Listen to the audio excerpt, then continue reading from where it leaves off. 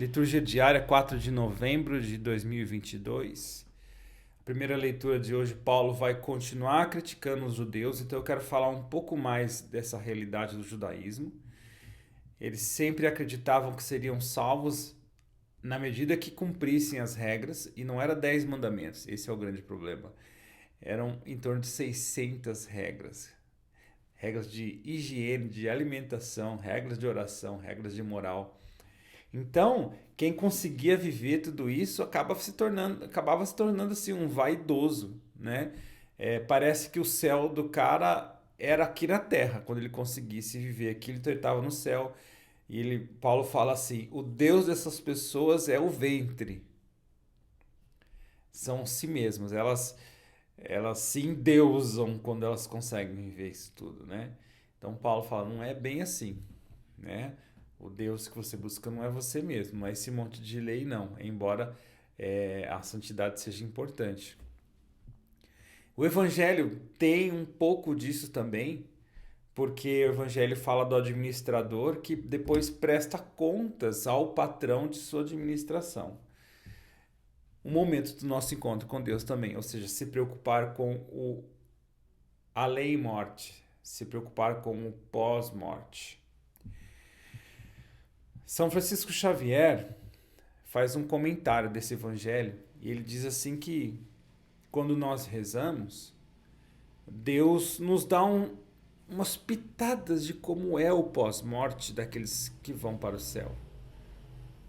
Umas pitadas que nos causam água na boca, sabe? E que a gente tem que o tempo todo mirar isso com a nossa vida. E ele faz uma oração assim: Senhor, me custa muito viver sem vos ver. Esse vos ver é vos ver face a face, como será na ressurreição da carne, né? Algo indescritível, que não dá para saber como vai ser exatamente. Nós só temos pitadas quando fazemos nossas orações, né? Ele fala: Senhor, custa muito viver sem vos ver, depois de vos ter demonstrado desse modo a vossa criatura.